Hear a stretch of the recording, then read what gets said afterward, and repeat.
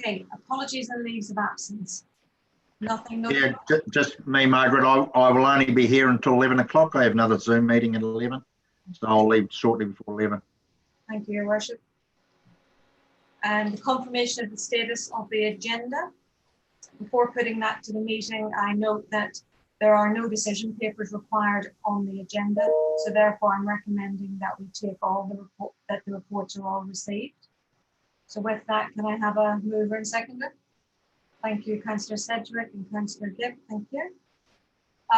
Proposing that at the end of the public meeting, subject to timing, we'll take a short 5-minute break. But we've got quite a short publicly excluded agenda, so we may well run straight in. But let's just see how we feel at the end of this public meeting. And welcome to Clarence. I'm not sure. I think Clarence, everybody knows you, but I don't think you've attended a meeting yet, have you? No, I haven't attended a meeting yet. This is my first official meeting that I'm attending. So welcome. Thank you. Disclosure of interests. Councillor Church. Yes, on page 18 of the Chief Financial Officer's report, there's comments around the Wellbeing Trust, which I'm the chair. There's no decisions for the audit and risk. I'm just doing it for transparency. I don't think there's a conflict. Just noting it. Thank you, Councillor Church. Noted, and I don't think there is a conflict in respect of the discussion that might take place on that. Right, let's move to the confirmation of the minutes of the 2nd of December, which seems a very long way ago. These have been previously circulated. Are we happy they are true and accurate record? Thank you. Thank you, Councillor Gibb and Councillor Sedgwick. We have the action list coming up, but are there any other matters that anybody wishes to raise that aren't included either in the action list or on the agenda? Ms. Councillor Church. Yes, I just felt that in the minutes that some of the action points, or what I perceived to be action points, weren't picked up as action points in those minutes. Okay. Have you got a for example? Yes, for bottom of page 5. So just for clarity, the second to last sentence, a business continuity plan would be was due for the committee by the mid 2020, and I just felt that's just one example. And there's another one on page 6 in the middle where staff would present an update to the committee about the closing the gap of organisational risk appetite. So I just wonder whether they were actually, if they're actions or not, one who was responsible and how we pick them up within the audit and risk, or actions file that's later. Tony, thoughts on that? Yeah, so Madam Chair, just in terms of that last point raised by Councillor Church, that was in the paper in the March meeting, so maybe that's part of where we've got lost in transition, but there was in the risk components of that agenda some commentary around the things that we're doing to close the gaps. Okay, so we just need to, can we bring that forward then to our next meeting to just close that action out? Thank you. Yeah. And the other one on the business continuity? Yes, I'm just trying to find what it specifically says. What page was it again, Councillor Church? Page 6 in the centre, just above risk framework.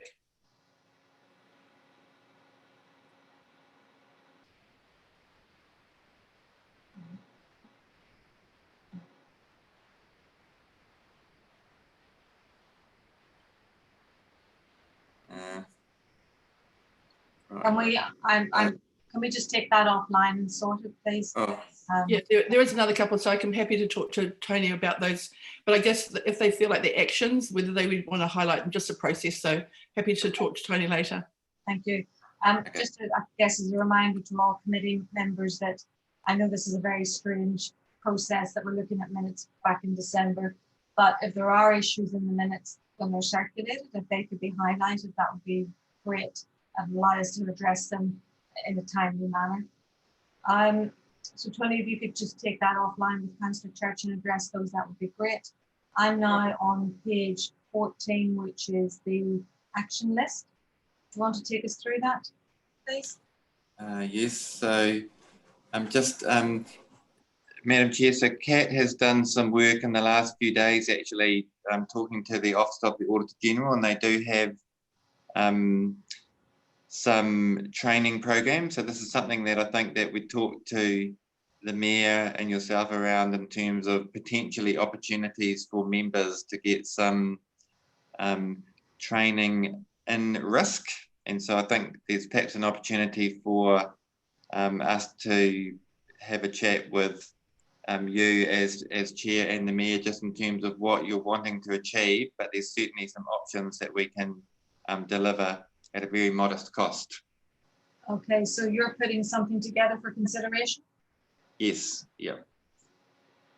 And then the others, I think, are really just status reports. Happy to take those as read. So we have updated the work plan now to include some of those policies that will come to this committee, significantly around the anti-fraud and corruption framework that I understand Alison will be bringing that back to the meeting next month, or sorry, at the next meeting. Or was it December? Sorry, Alison. Yeah, for the December meeting. There's an update of the framework, and then the framework, as you know, references a number of those policies like the fraud and corruption, the whistleblower, those sorts of things. So they're all part of a work program for the committee now. So we just need to update. Well, we've got a date due. That updated date is December. Yes. So Yep. sorry, it is December.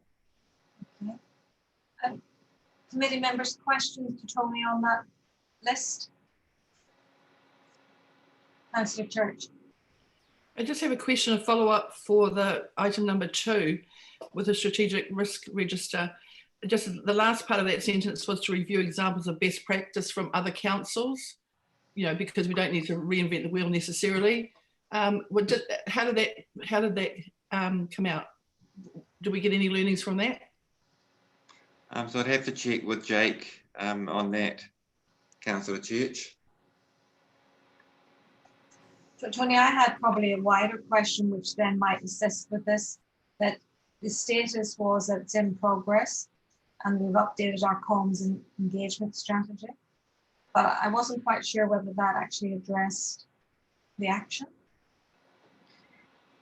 Yes, I guess, so you're talking in terms of engagement with local government, in terms of voting, etc. Yeah.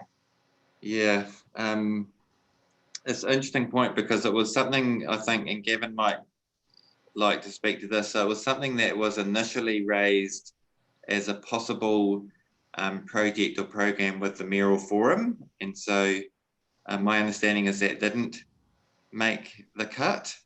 But I'm not sure, Gavin, whether you're aware of anything else that's being done nationally. Through you, Madam Chair, no, not really. I mean, actually, Council had a discussion about this recently, about how we lift engagement, etc. So, but no, I'm not aware of anything specific that's going on nationally at the moment.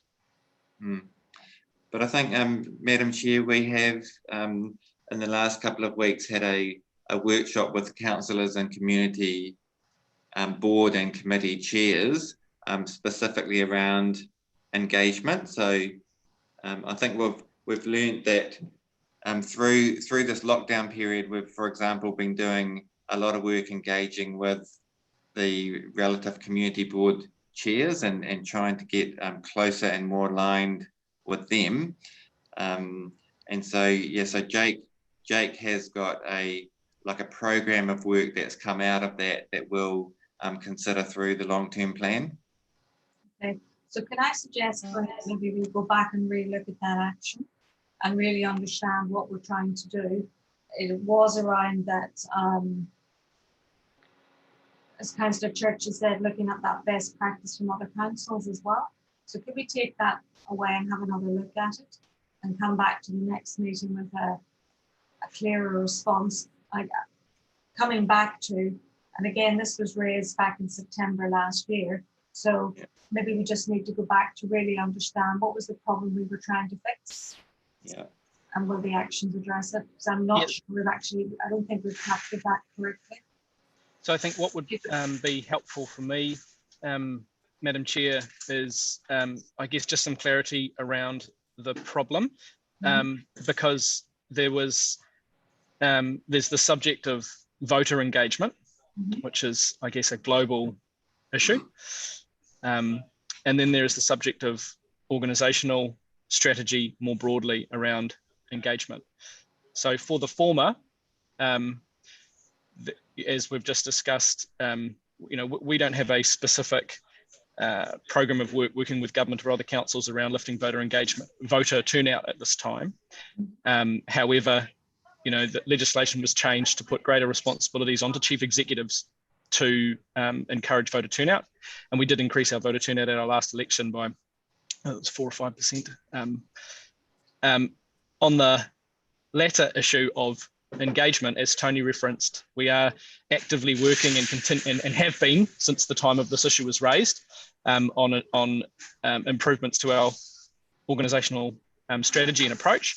And so we've done strategy work, and now we're going to be embedding that through our long-term plan work, as councillors on this call will know. So we had a workshop around that last time, and so over the next year, you will see, this committee will see some changes in the way we operate, the way we work with our community boards and committees, the way we communicate our successes, and basically the way we work more closely with our communities.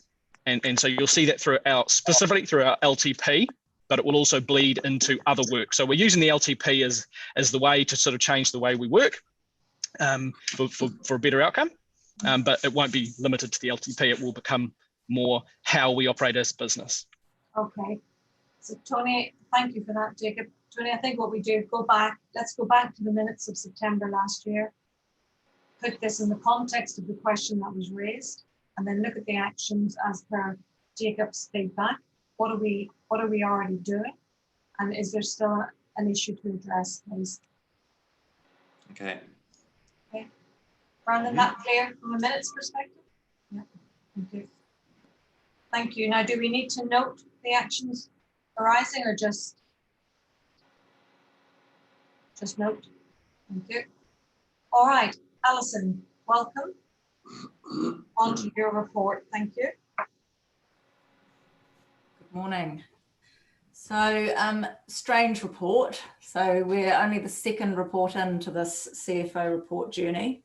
And I guess from my perspective, it's been quite difficult to pull together during this COVID situation. We have on one hand, lots of information, and on the other hand, not enough detailed information. So what the approach I've taken for this month's report is to actually I guess, springboard from the information provided in March, which predated our lockdown. So this was prepared before we moved into level 4, and provide some updates. So things that we had identified as risks and where we're at with those. So that part of the report is essentially everything in red. And then a bit of detail around what we're doing from a financial perspective in the short term to ready ourselves into that recovery space. So from a wage subsidy perspective, which I do note, so we were successful getting wage subsidy for the Raglan Holiday Park. Just to note, so at this point in time, the April revenue was 62% lower than the same month in the prior year. And the wage subsidy criteria is that it must be 30%. So we are watching that as we go, and making sure, I guess, keeping a very close watch on whether people are getting, whether we've received too much subsidy for what people should be paid, because that operation has a lot of casual staff. So we have to be monitoring that and making sure that we're doing the right thing and returning funds should we need to. So right now we're comfortable where we're at, but we'll be looking very closely at the May month end and the June month end to make sure that we're not setting ourselves up for a heartbreak moving forward.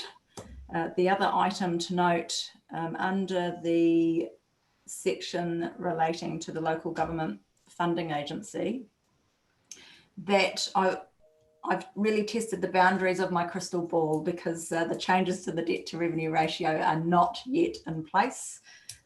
This is going to be put to the AGM this month, but it is anticipated to go through as proposed.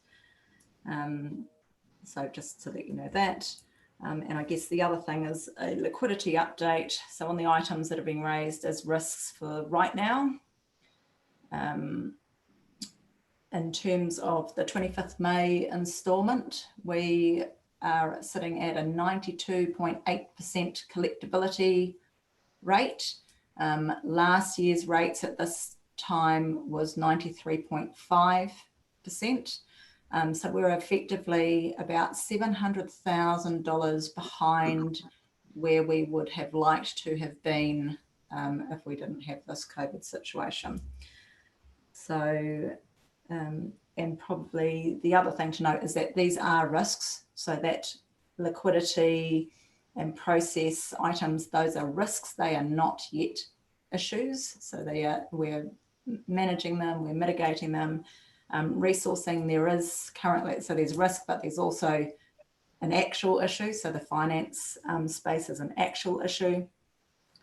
And I guess the last thing to note in the procurement research that the OAG have done, probably just to note that as we work more closely with government, which has been a really nice synergy to have over the last few years, but where things are good practice, I think as we maybe seem to be more of an extension of government on the whole, that we need to be thinking about how long is it going to be before these things are mandatory. So if we're not dealing with best practice right now, we need to get ourselves into a position where we are.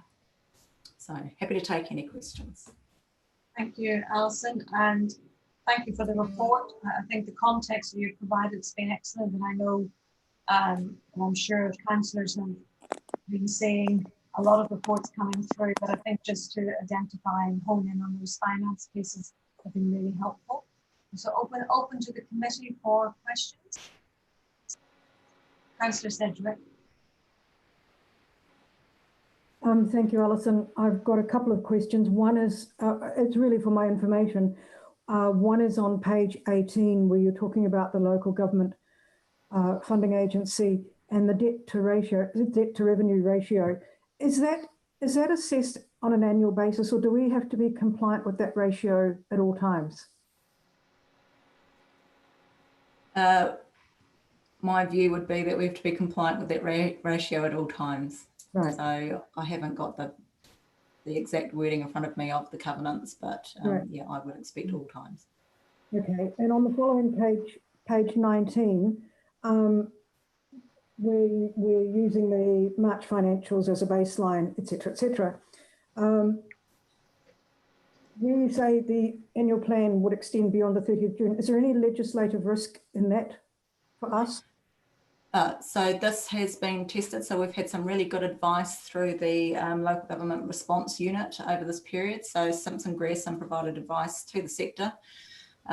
We can extend, you don't have to legislatively have adopted your annual plan by the end of June. However, that does put your rating at risk, because of course we need to strike rates on the 1st of July normally. But there is a workaround process that allows you to strike rates based on 25% or to bill for rates based on 25% of the prior year's rates. I think that's what it is. There might be some nuances there. But so we would still be in a position to be able to collect some rating revenue in should we not reach the deadline. But we are aiming for the 30 June deadline. It will only be if there are items that require consultation with our communities, so are significant enough to require consultation, that would push us back. Okay, I have one final question, if I may. Yeah, on page 21, where you're talking about process and talking about expediency over best practice, etc. And you make the comment with override, there's also an increased risk of the evidence of fraud or attempts of fraud. Are you confident that you have those processes in place to accurately manage that? So right now, yes. Could we do better? Always. So I think you have to strike that balance between people being able to get on and do their jobs versus actually monitoring. So you do have to have those mix of preventative at the front, but also those sort of detection type things in place. So I think we've got a good mix right now, but we will need to change what we're doing to flex with the fact that more people are going to be working from home more regularly. And that was the reason for my question. Thank you very much. Thank you. Thank you, Councillor Sedgwick. Councillor Gibb. Yes, good morning, everybody. Alison, a good report. I'm interested in the local government procurement paper attached at the end. And I'm just worried about us risking complacency that we've got our procurement sorted. And it does say we should be looking at trying to assist local business more. This is on page 30, the broader outcomes, social, economic, environment, all of those recovery pillars we've been talking about. Have we got any plans to reassess or go back out to the community to more local contractors just to, so they can tick our boxes? We know we've got health and safety and all those other boxes. Is there any plans afoot for that? So through you, Madam Chair, there has been a piece of work done by the recovery team themselves. So in that built form environment, they've actually been surveying some of our contractors, people who have missed out on tenders or haven't applied to tenders, to understand whether there was any barriers there. I'm not sure where that works at, but we do have a meeting set up this week, I believe, in terms of looking at procurement post-COVID, so coming together as a team and actually planning what we're going to do in this space. So there's been some ideas floated around perhaps having a construction panel set up, so having some sort of immediate procurement process so that people can get on and deliver works, but also looking at whether it is possible to have a construction panel. That means that we can actually look at getting that mix of local in there. Certainly we're working with contractors, as you know, that have subcontractors who are in the local market, so with the alliance set up, etc. So we are turning our minds to how can we best do this. And of course, as I've highlighted, when you go local, the potential for having more conflicts of interest arising is something that we'll also need to consider in how we manage that. So follow up to that, are we able to work with our larger contractors to see that they're doing that? And like for an example, an arborist, a local arborist, I know missed out on a contract to a really large company that isn't even based in our district. So that just made me think, I wonder how many other types of examples like that, if we, for example, the Alliance or City Care or something like that, how far can we delve into their policy around this situation? Roger, I'm not sure if you've got any comments on that one, having just gone through the Alliance contract review. Righty, can you hear me all right?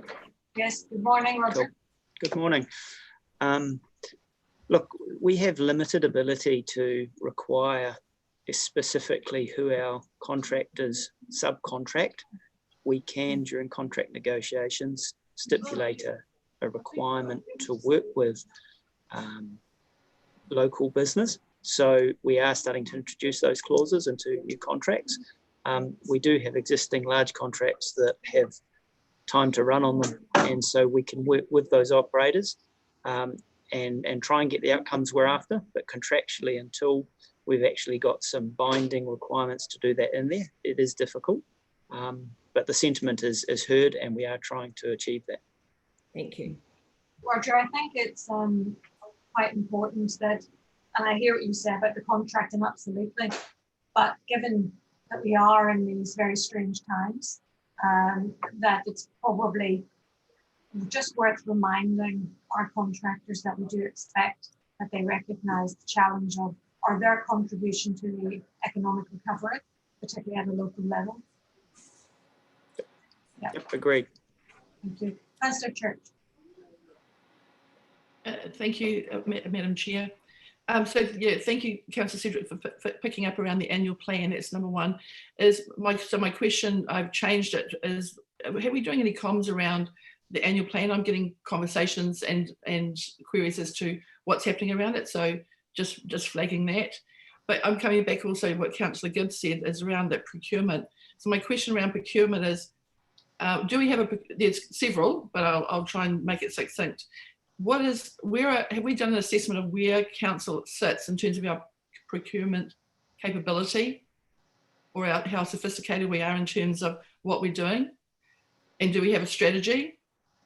And are we actually in line and going online and adding, as the AOG has said, around the putting our major projects online and mapping them? So I think, Roger, perhaps if you could deal with the issue about, are we contributing to the Infrastructure Commission requirement on pipelines? And then Alison, perhaps. As long as they pay, it's fine. I'm getting some background noise from someone. I think we're good. Thank you. Yes, that might just be what was needed, Roger. So we could deal with, are we working with the National Infrastructure Commission vis-a-vis putting our work on developing a pipeline? And then the second question, Alison, I think is probably to you, just around again the thought process on the annual plan. Roger, I see you're moving, so maybe Alison could start by answering. I'll start. So maybe if we start with the annual plan. So in the 3-year cycle of the long-term plan, I guess legislation has been changed such that in an annual plan year where you're not going to adjust from your year 2 or year 3 position substantively, that there's no longer a requirement to consult. That doesn't mean we don't need to communicate with our ratepayers, but we're not yet at the stage, Councillor Church, where we know what it is we're communicating. So that work's happening this week, so that we can actually have a bit of a handle on what do we think is happening to our revenue streams, what expenses have we cut, what's it going to mean for rates increases, etc.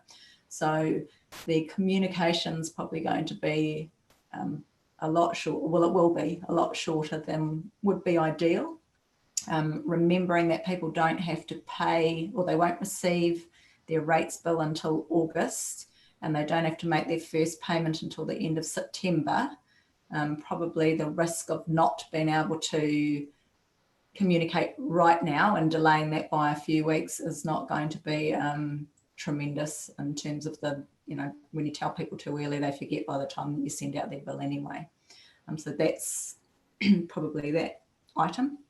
In terms of your procurement question around, was it capability and capacity? And technology. Yeah, so we did a piece of work, well, must be a few years ago now, with KPMG, where they reviewed our procurement at council, and they also reviewed our contract management at council. Those documents and actions have been put into work programs that we've been rolling out for a few years. In terms of strategy, we have worked with Waikato Local Authority Shared Services Group to actually pull together the regional strategy, and then for us to roll out what does that look like for our own individual councils. So that piece of work has now been completed, and I believe has gone to the board recently, or is about to go to the board, from which point in time we'll then have a strategy that's largely based around that. Again, noting that that was a pre-COVID thing, so we'd need to also check and make sure we've got good emergency things in place there, and that localism coming through quite strongly. And from a capability and capacity, we have put a lot of training into particularly the community projects area. So we have a number of people that have gone through specific externally provided procurement training to make sure that that good practice stuff comes through rather than the way that we work with it internally, so that they have a broader understanding of what's trying to be achieved. Thank you.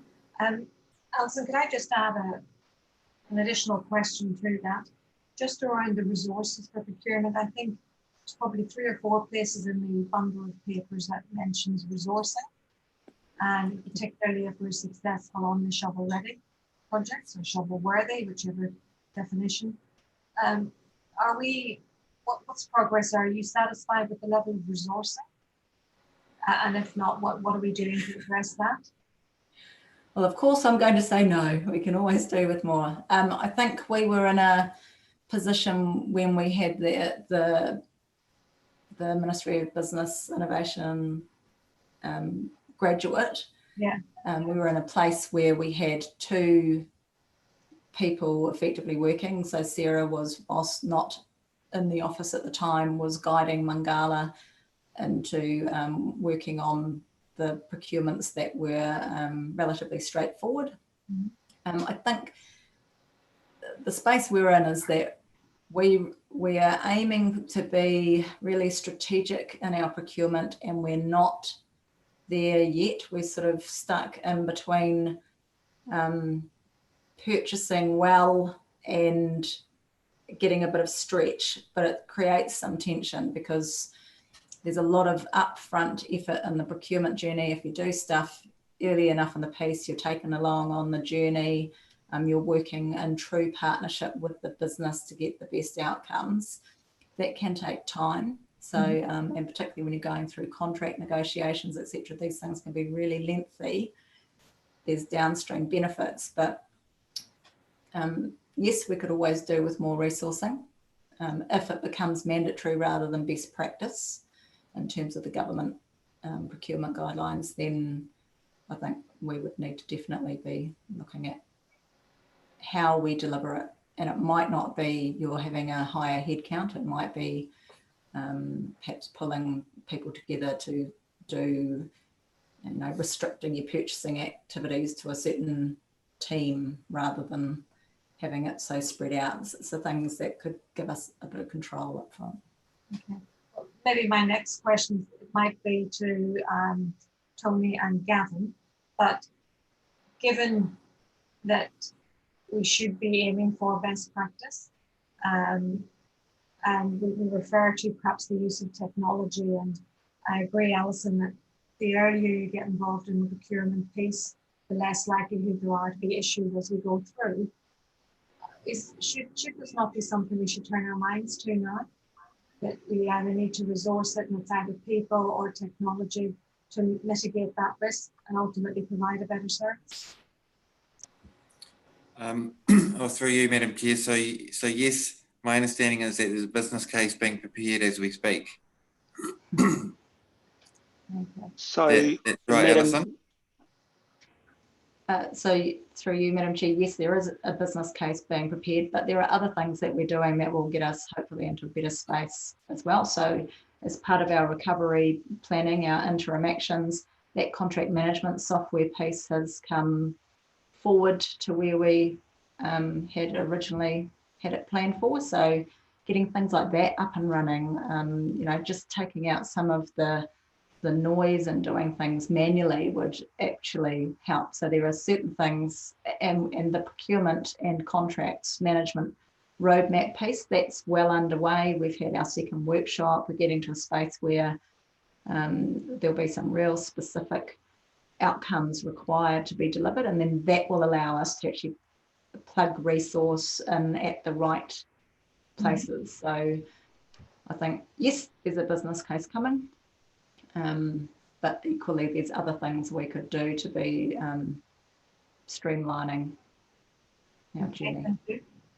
Gavin, and then I've got Prinsley back. Yeah, so Madam Chair, so I think it's what we're trying to do is be cautious and be and be very careful about how we spend our money, given the situation that we're in. So as Alison said, we expect to have a position for our annual plan within the next week. And that will be a guide to us in terms of how we can proceed on some of these things. So. Thank you. Councillor Beck. Yes, thank you. I actually liked Alison's answer a lot better than yours, Gavin. I think I've got 3 points, Madam Chair, but the first one is on topic for this current discussion, and I am concerned about our ability to actually deliver what's required in your space, Roger. I think primarily coming up, and I welcome the conversation we've got coming up about how we do that and what are the new ways to achieve it. But Madam Chair, to your point exactly, you know, we had significant carry forwards coming into this post-COVID, into the COVID period. We've had a delay where not much has been able to happen through the period of lockdown, and then we've got shovel-ready projects on top of that. We know we've got one already with the Raglan Wharf, where we've very grateful to have received some support, and hopefully there are other projects to come. So Alison, I liked your answer. There's stuff we can do now. I think whatever it is will require more resource, whether it's more resource to you know, go technology ways, or whether it's just people to do it in the way we do it now.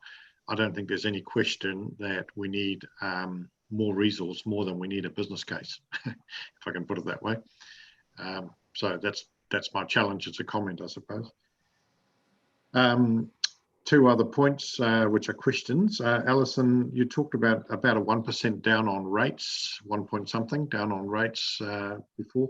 What about other fees and charges? I'm conscious that, you know, in terms of consenting and building inspection and so on, we're ramping back up again. To what extent are we short on the cash tin for those activities?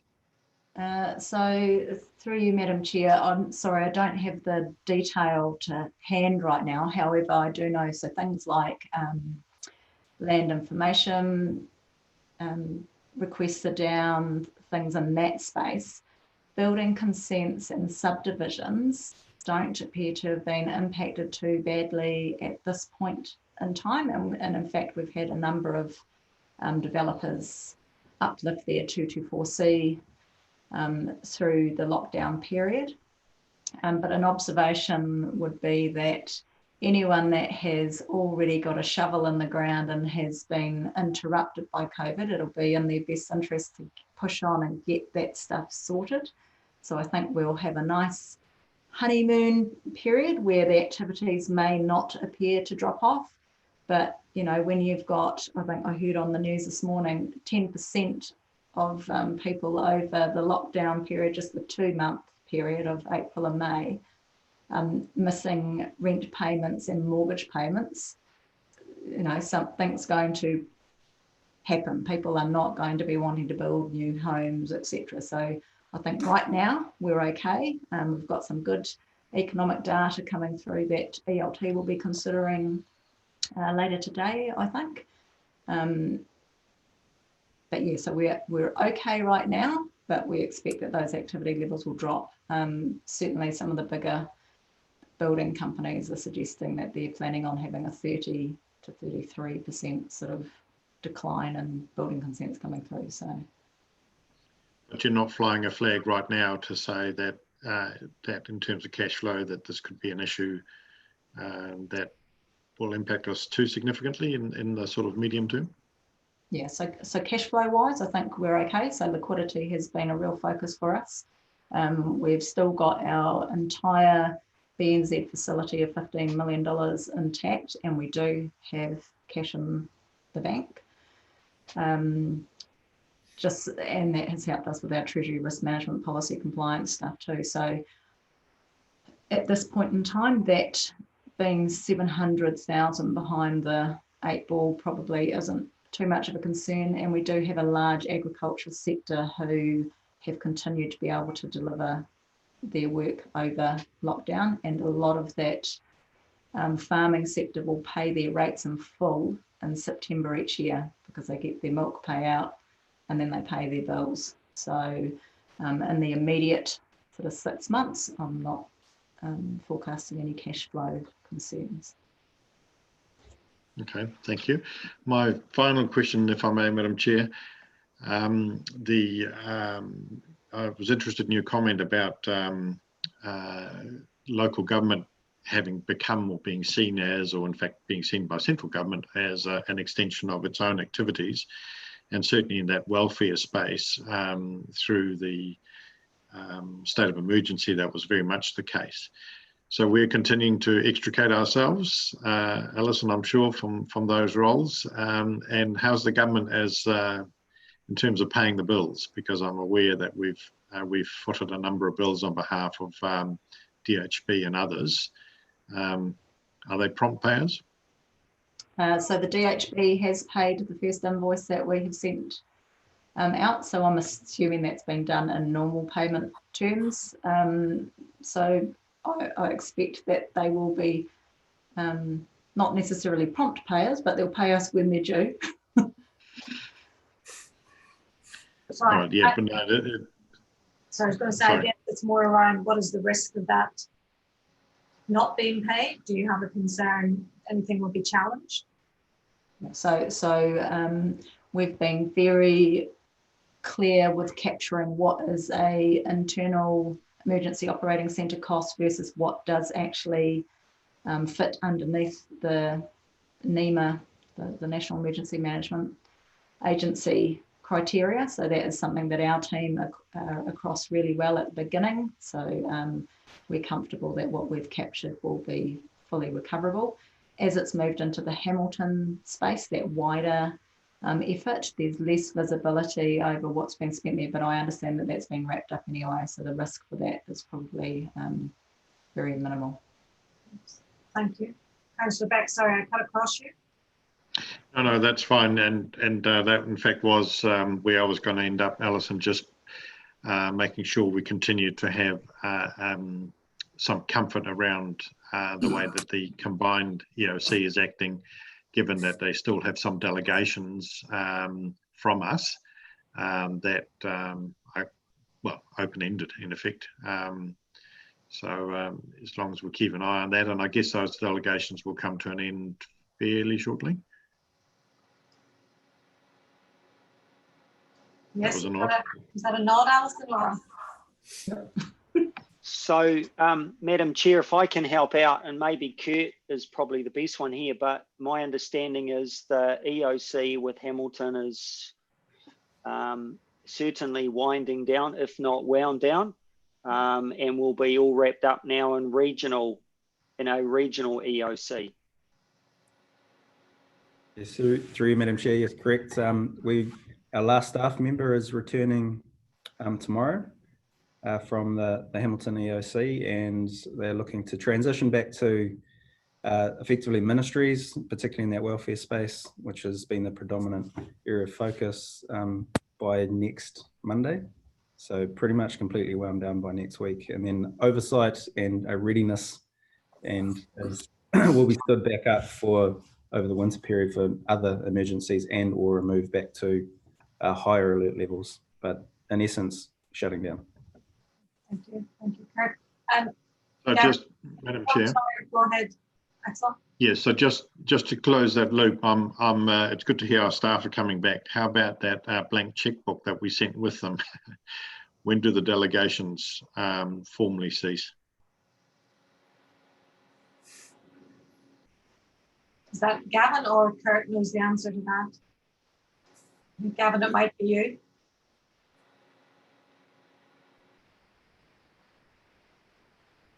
Oh. I'm going to say next week, Madam Chair. Okay. I'm being optimistic that we go to alert level 1 next week. Right. Okay. Can I just say something here, Margaret? Look, I just received an email last night from the regional convener, Julian Snowball, to basically say the welfare part of it has actually been handed over now to the agencies, especially the 0800 and that sort of stuff. So that's actually got down to a minimal level, so it's actually been handed back to the agencies to deal with as of yesterday, I think it was. So that side of it has actually moved away from us. So that's probably where the most of our money would have been going if we'd have been still dealing in that area. So that tap's been cut as effect. And Axel's right, that delegation needs to actually be put back in some form or other. Okay. Look, while I've got the microphone, can I just go back to something that Axel raised earlier on in relation to procurement? And yeah, look, he's made some pretty valid points around delivery, especially in the fact that we have been lucky to win through the PGF and get $2.5 million for the Raglan Wharf, which will require a specialist team to actually do that work and will require project management. But that's only one of many projects that we're actually in arrears with at the moment. Poor old Roger and his team are struggling to actually get ahead of the game, let alone deal with new stuff that's coming in that may come in through the shovel-worthy project list. And you know, if I read the intel, that we're probably in line to get some of that as well. But the issue is being able to deliver, and I think the rider that comes with getting this Crown funding is to deliver within a timely fashion. I know that's certainly the target that's on the Raglan Wharf. It has to be basically done and dusted, I think, within 2 years, I think, Roger, if the memory serves me right. But it's quite a major project too. But I look at all the other stuff and I'm starting to think, have we as an organisation got the ability to project manage all this work? And I'm starting to think that we're actually struggling in that area. And it's probably an area that concerned me for a while.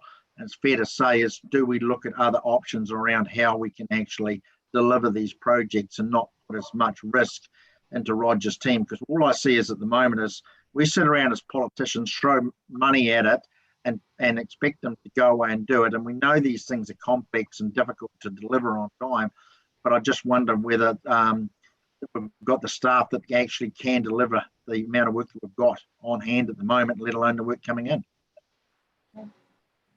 Could I add to that, Gavin and Tony and Roger, whilst you're thinking of a possible response?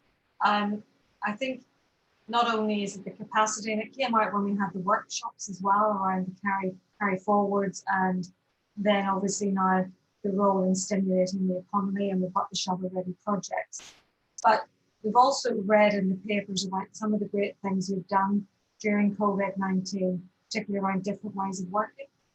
So perhaps we just need to turn our minds to, which is really part of what the Mayor is saying, that we know what we've done in the past hasn't necessarily given us the best result. So perhaps we need to be looking at really how do we do things differently, and how do we actually get a better outcome. Now, that's not necessarily saying that we need to spend less money, although that's always welcome, Gavin, I assume, but it's actually about ensuring that the reputation of council is maintained and that we are delivering against those objectives. But I think now more than ever, people seem to have their minds open to doing different things and working in different ways. So I put that context to it as well, perhaps before we have some feedback from maybe starting with Gavin and working our way through.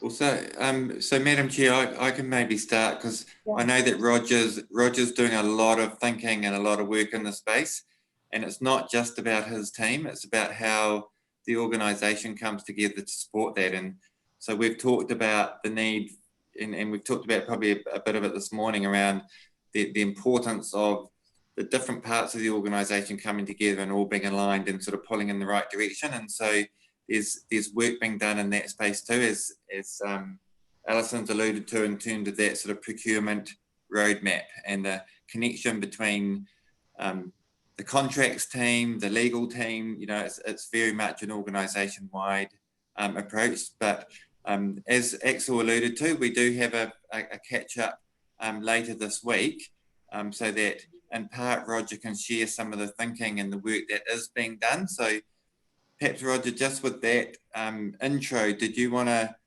just sort of share some of your thinking and what is on the go? Yep, absolutely. I guess it's probably useful to step back and just look at what's happening in this landscape. Nationally, there is a lot of interest in how do you deliver infrastructure, procure it in a better way to get better outcomes. So there are national initiatives. I've sat in on all sorts of workshopy sessions where they've talked about that. So clearly it's an issue nationally. If you take a step back and look at LAS, well, we've got a few initiatives underway, and whether it's the coordinated infrastructure procurement project, whether it's the professional services panel stuff. Now, in terms of the differences there, coordinated infrastructure procurement's all about the high value, high risk infrastructure items. So your wastewater, your high value water treatment plants, etc., and also your high value roading projects. That's really what that project's all about. It's not interested in the community facilities, the parks, the toilets, the smaller stuff. The professional services panel stuff is around how do you engage a range of contractors, whether it's designers, whether it's engineers, whoever they are, at the right rates in an easy way. And so that's done. That project, we have a list of approved suppliers with agreed rates. So that working well. You then say, what have we got on our plate? Well, we've essentially worked our contract with Watercare. That's pretty much going to the big water projects. So we can't easily engage with the LAS initiative or central government initiatives because we've actually just entered into a contract and we're supporting Watercare to deliver our main LTP backlog stuff. So I think we've got that under control, but we are very early days in shaping up those projects and actually delivering them. In terms of roading, we've just gone through our Roading Alliance review with Downers, and we've agreed that we're going to go forward with that contract. Now, that's operations and maintenance, but there's also a lot of capability there to deliver on some of our other roading work. That's an area that we're needing to work with the Alliance to develop project management and delivery mechanisms better than before, because they haven't been working. Through COVID, we've heard the catchphrase, utilising your existing contractors. And that's what we need to be doing. We need to get smarter. We've got them in place. We now need to say, how can we deliver better and more efficiently, etc., with those contractors? And that's where the conversation around, are they using local contractors or not in terms of subbies? And we need to really leverage off those relationships more than we have been. I guess it is a competitive market. We put tenders out and we don't always get tenders submitted to us. If we do, we might get one or two occasionally. Recently, there was one where we had 10 or 11. That was fantastic. But we have had one where we had two. One of them wouldn't meet the health and safety requirements just in the tender evaluation. Then when we did award the tender, ultimately the site safety plans, the contractor wasn't prepared to actually work with us to develop an appropriate site safety plan. So we had to let that contractor go. So we're now back to the market. So we are in a difficult position actually getting people to do work. In saying all of that, we need to focus on how to do it differently, how to do it better, focus on local. And then that's just getting a contractor to do it. Then in terms of the project managers, you probably couldn't build a big enough team internally to do all of this work. So we need to get really clever, building relationships with the right entities who can deliver some of this stuff differently for us. And we've got to be clear on the nature of the work we're trying to deliver. If we want to talk to our community in detail about all the things we're delivering for those communities, that is going to take a lot of time. So we've got to tailor our level of engagement, consultation with our desire to deliver and engage. And that's the trick we're going through at the moment. Thank you, Roger. That was very, very comprehensive. I'm going to try and pull this conversation to a conclusion. Gavin, did you have any final words? No, nothing. So clear message management from the committee that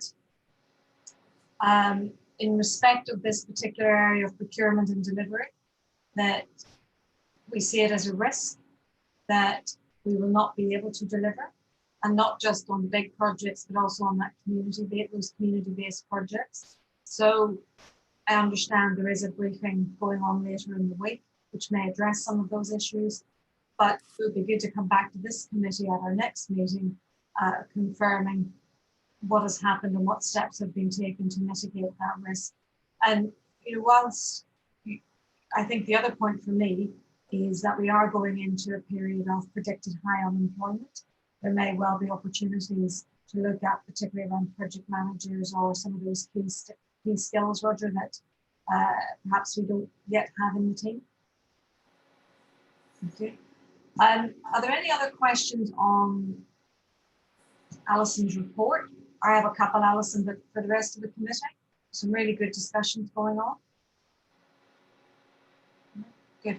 Alison, from my perspective, and again, probably similar to a lot of organisations, I think it was Councillor Sedgwick that raised it, we probably should look at scoping up an internal audit on how we manage the whole process of working from home, making sure that our delegations were authorised correctly, making sure that our fraud was minimised, that our cyber security. So effectively giving us a bit of a health check on how we went through that process.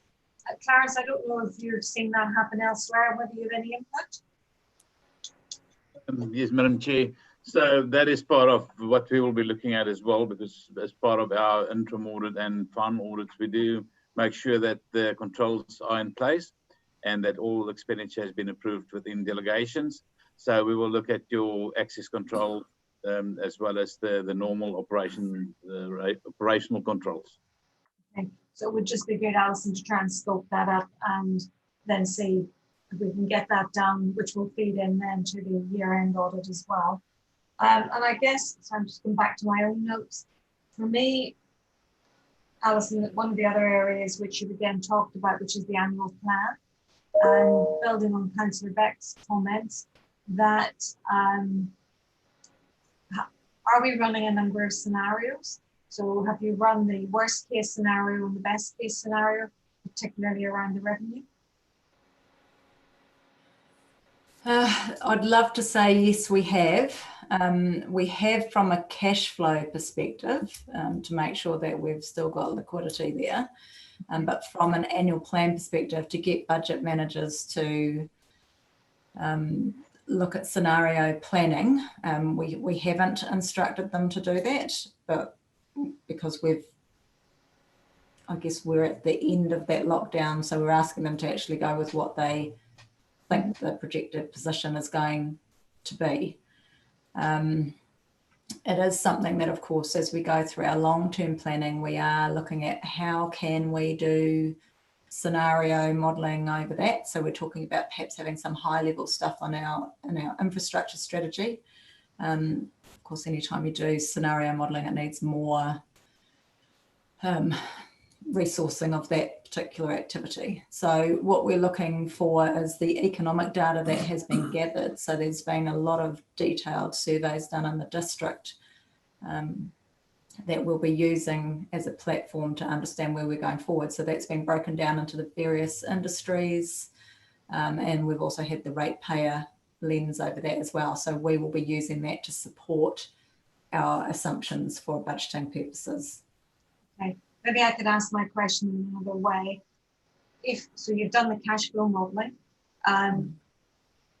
If things don't pan out in the way you have assumed, are you comfortable that you've got the ability to start intervening early enough in the process?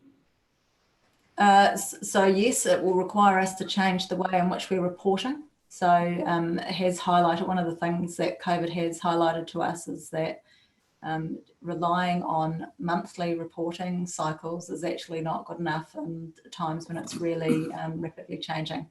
Mm-hmm. So we'll be looking at keeping some of the good reporting that we've had going for the councillors for sort of weekly updates. We'll keep that going so that there can be some agility should we get to a situation where we need to make some bold decisions.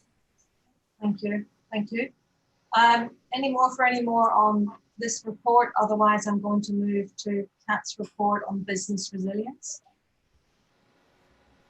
If not, Kat, I'm seeing everyone in agreement. So move us now to page 31 and your report, COVID-19 reflection and action. Thank you. Welcome. Thank you. So I'll take the report as read. I guess the only thing that I'd particularly like to say about this report, because everything's really included in there, is that prior to COVID, we as an organisation already had our emergency management team set up and our incident management team set up, and they, on a maturity scale, were reasonably mature. Whereas I know that, and the committee, I think, also recognises that from a risk management perspective and a business continuity perspective, we're on a journey where we had, I guess, lower maturity.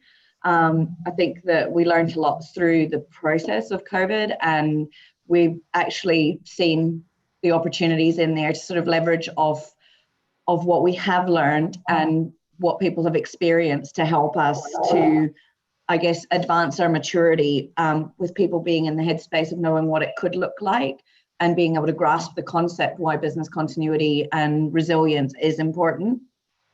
So we just see this now as an opportunity to expand, and it supports the business continuity project that's currently underway. Other than that, I'd be more happy to take questions because there's a lot of content in there. So rather than me talking through everything. Okay, thank you. Questions, committee members? Councillor Sedgwick. Sorry, I should have been quicker unmuting myself. Thanks, Kat. Page 36, where you're talking about cyber security as a strategic risk. And you talk about desktop computers and laptops have various firewalls and antivirus.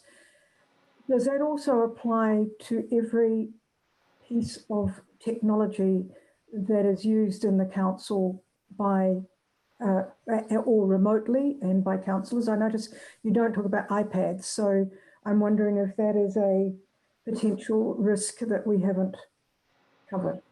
Jeff, can I turn that one over to you? Yeah, sure.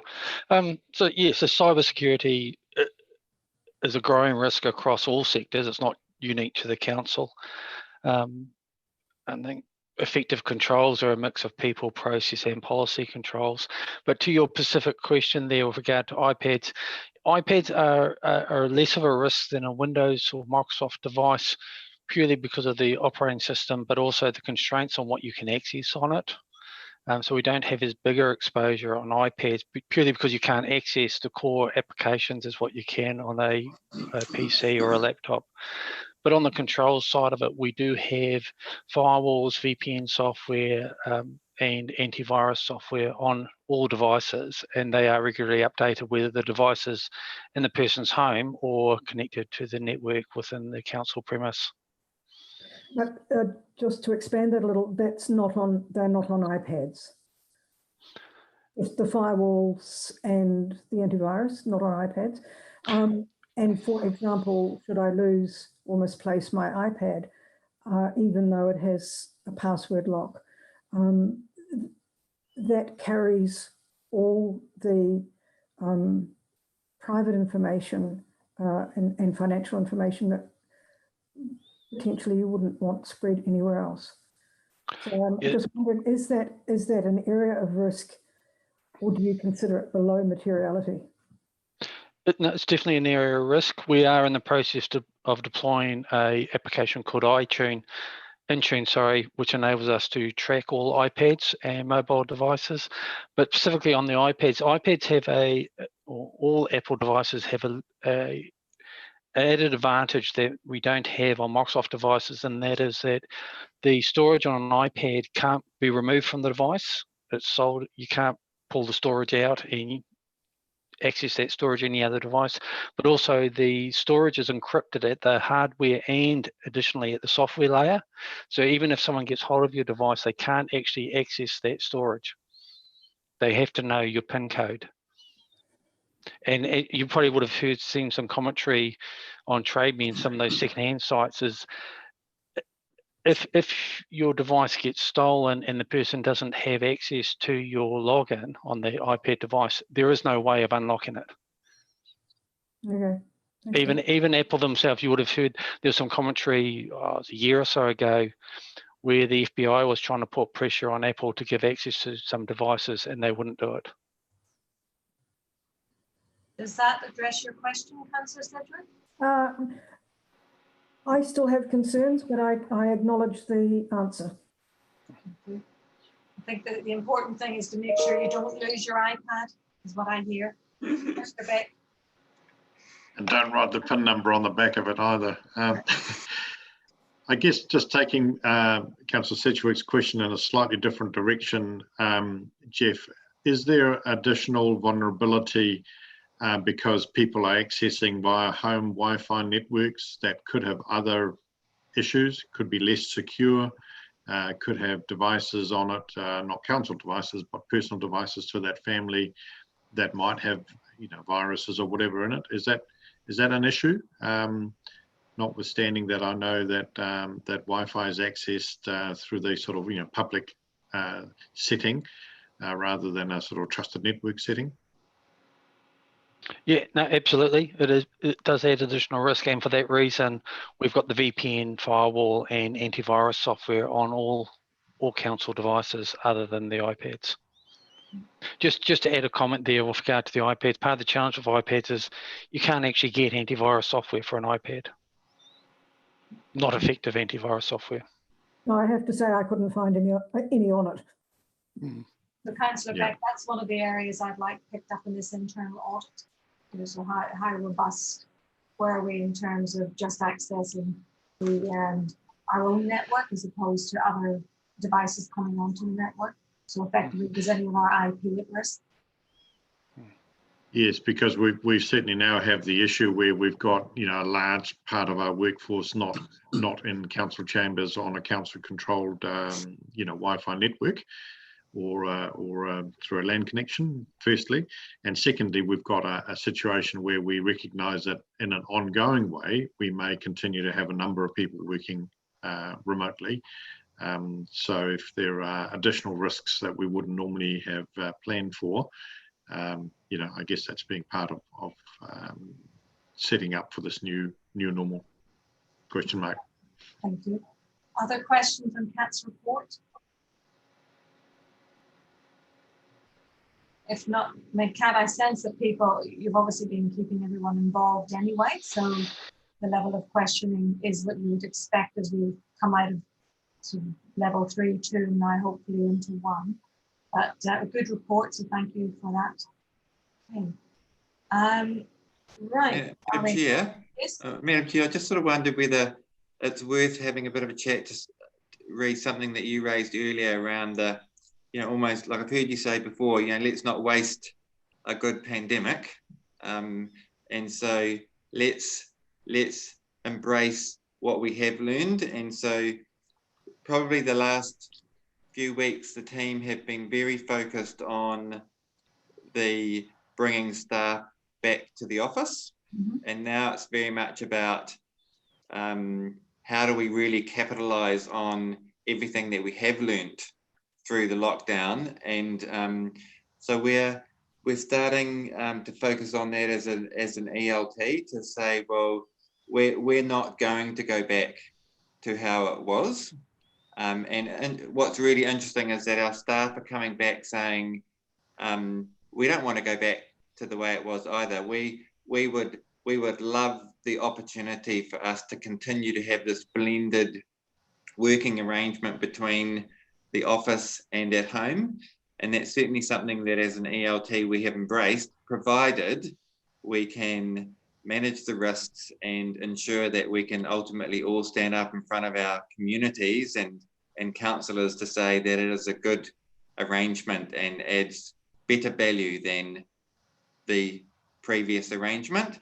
And so that's sort of where we're coming from. And so, yes, I guess there's some real leadership here required by management in terms of being very clear about what our expectations are. And so that's what we're working through at the moment, and just sort of trying to sort of shape up. So there's some work that that we're doing around what does the future office look like, as an example. So the future office will look different.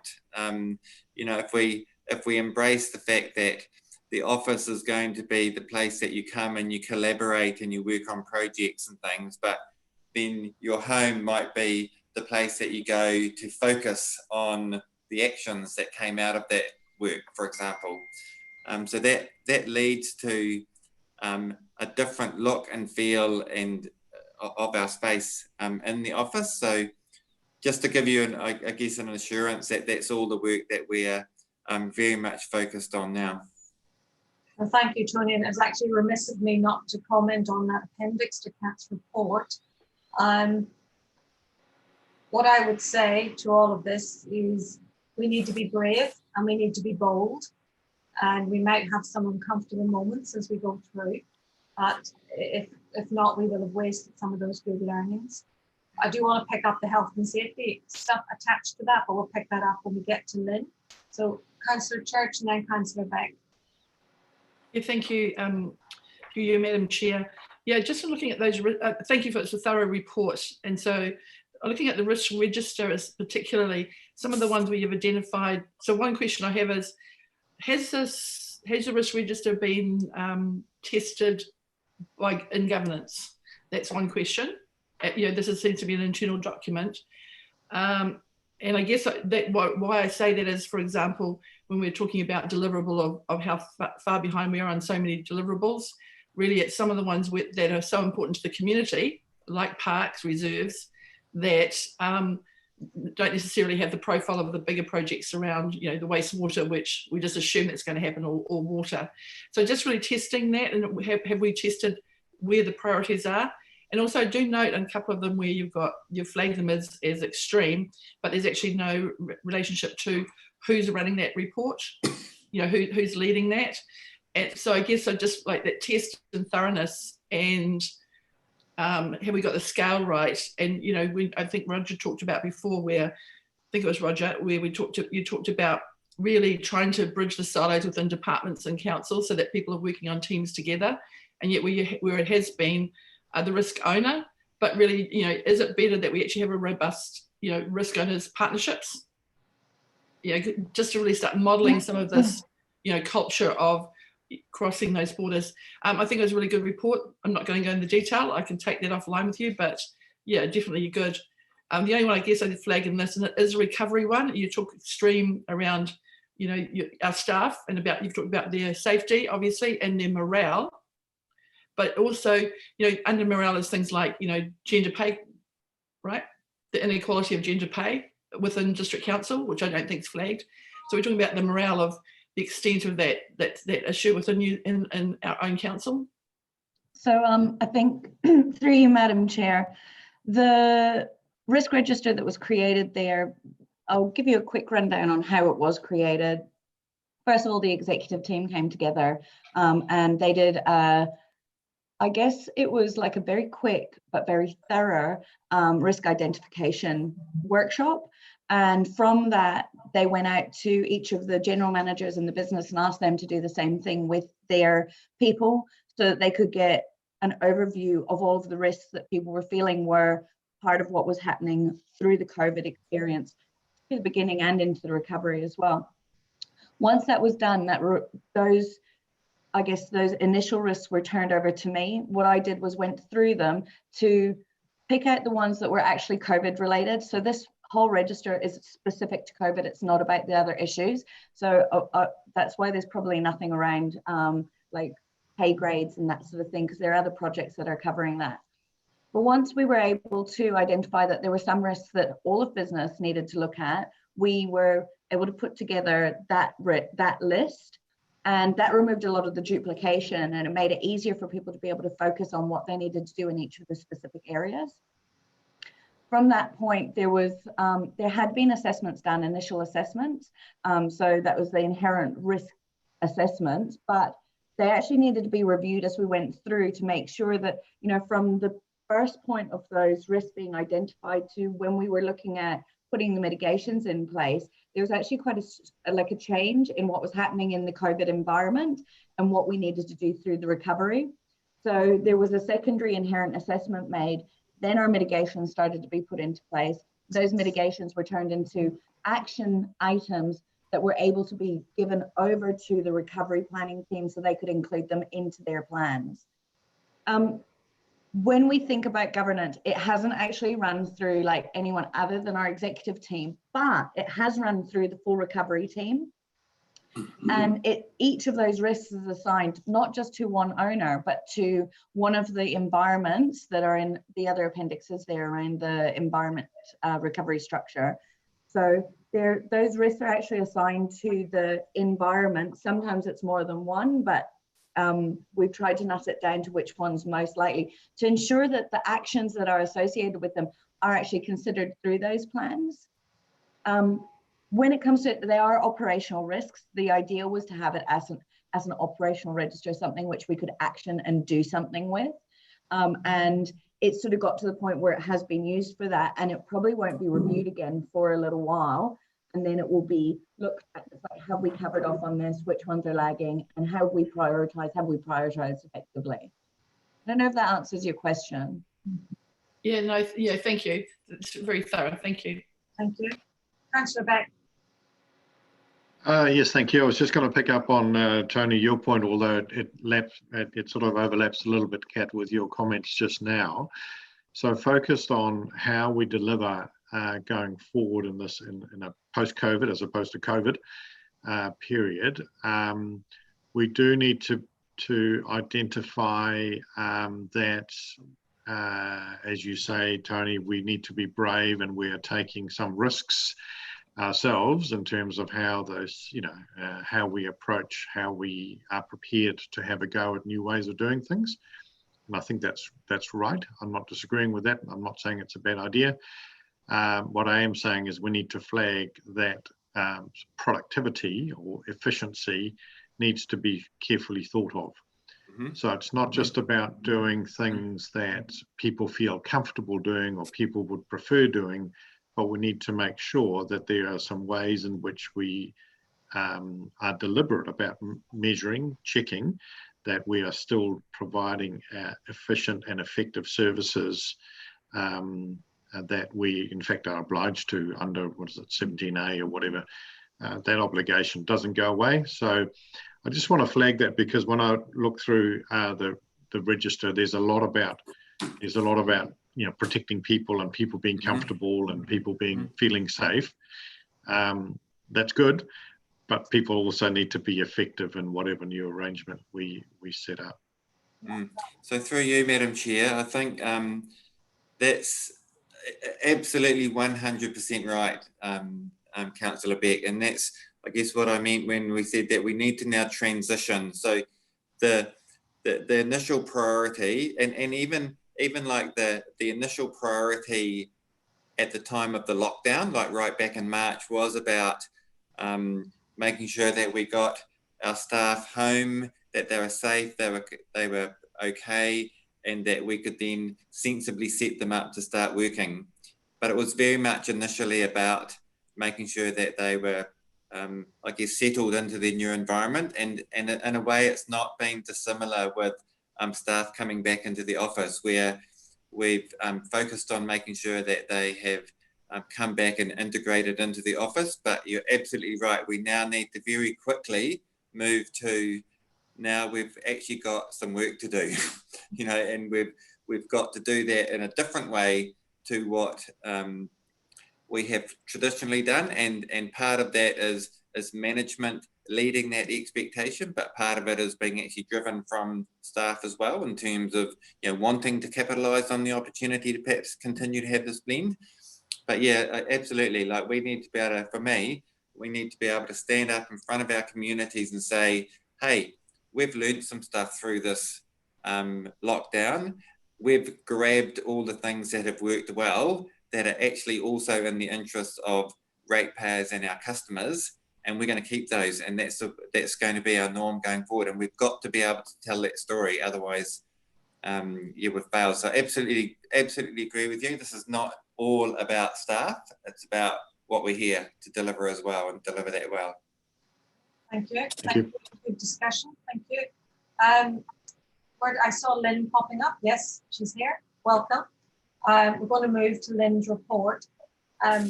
Your Worship, conscious of time, do you have anything specific you wish to raise? Because I know you'll go to another meeting at 11. I just said I better take myself off mute. I've got to say it's been good sitting in a meeting where I'm not chairing it for a change, because every one of these I do, I always seem to be in the chair all the time. So hence the level of concentration for you, Margaret. I know you have to be on your game. Absolutely. So, yeah. So look, no, I haven't got anything, but I do. What I'll do is I will stay online and just cut my video off so I can hear at a distance. I'll try and multitask and do the other one as well. Okay. Thank you. Thank you. Okay. Thank you. Lynn, over to you on your zero harm update. So good morning, Madam Chair and councillors. I will take the report as read. However, one thing I will say is over the last 3 months, it's been a huge learning curve for zero harm. On a couple of fronts, so obviously understanding what it looks like to manage risk in a pandemic, and also to understanding what it looks like to manage risk from an EOC emergency management point of view. So it was the first time that the safety function was standalone in the EOC structure. So just starting to understand how that works best to support the controller. So we've got lots of learnings that we're going to take forward out of this experience. Thank you, Lynn. Committee members, questions? Councillor Beck. Thank you, Lynn. Yeah, just two things. I'm just conscious that with a lot, we've been talking in your absence and just while you've come in, we talked about the new normal and people working from home. So I'm just conscious that as working from home becomes part of what the ELT are looking at for, going forward for a good number of our staff, to what extent do our responsibilities to work now to home now being part of the workplace and safe work practices whilst in a home environment that it's difficult for us to control, how has that come on your radar and what are your thoughts so far? So through you, Madam Chair, it is definitely on our radar. Councillor Beck, and has been right from the start. So as far as I understand, we have a definite responsibility to ensure people's safety whilst at home, if they're working from home. What we need to do is understand what that looks like. So what best practice looks like. And I think the other thing that we probably need to do is seek a legal opinion around what it looks like to meet those duties, to get some guidance. I have had a couple of conversations with the Chief Executive, and he's informed me that actually WorkSafe have been having conversations with other organisations about working from home setups. Another council, I think it was Dunedin. So what we need to understand is also what's WorkSafe's view on working at home and how we basically, implement what we need to implement. I think, Councillor Beck, I know from other organisations I'm involved in, exactly those issues have been discussed around what are the obligations. And the advice that we've been given to date is that the home is now considered a workplace, and therefore you do actually have the obligations to ensure a safe workplace or take all reasonable practicable steps. But I think that also comes back into the earlier discussion around people working from home. What are the expectations and how are people being managed in respect of that? Thank you. And sorry, just the second part of my question, my second point. I'm just really curious as to why we had so many overspeed incidents in the period when we weren't driving. You and me both. So through you, Madam Chair, Yeah, there were a large number of overspeeds in both March and April. So just looking at the data off the top of my head, we're looking at sort of 27 in March and 17 and 8, about 24 in April. One thing in the report is that we did have one person in April record 10 overspeeds in one day. So there was use of the vehicles throughout the lockdown period, primarily by people in the EOC operation. However, in April, we did transition to having staff working in the field in level 3. So it wasn't that the vehicles were all sitting in the compound, they were all being used.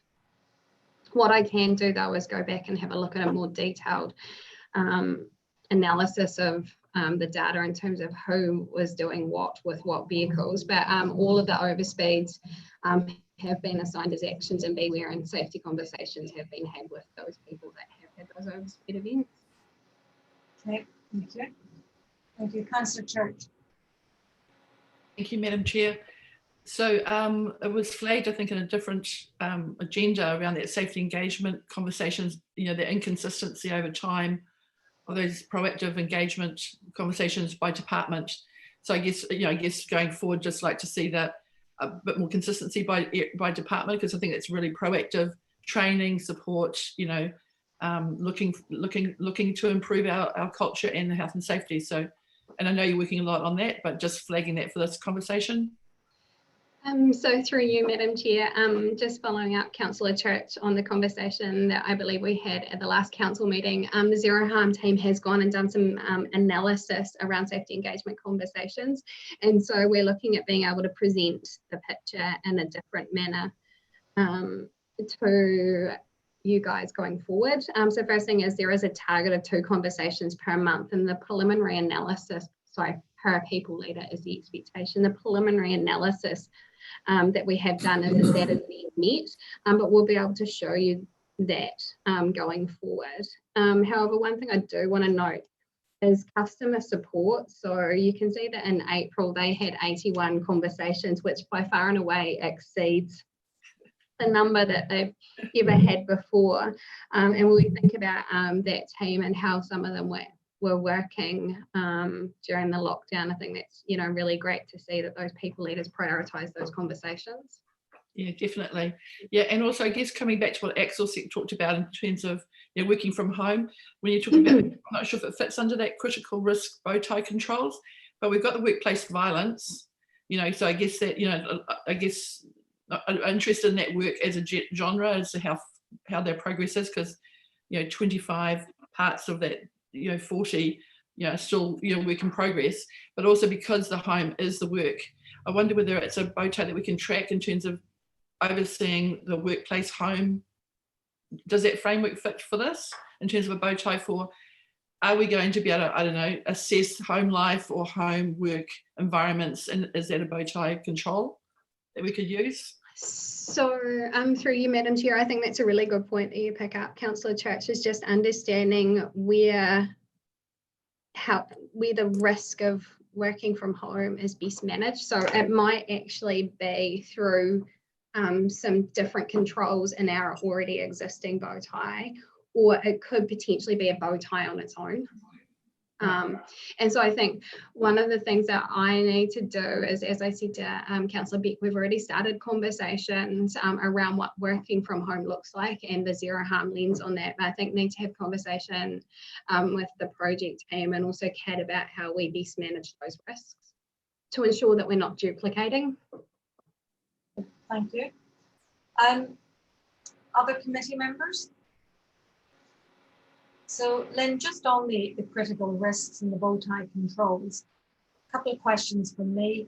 One, with COVID, do we now think that our critical risks have changed in any way, or what we've got listed are pretty much what we should have?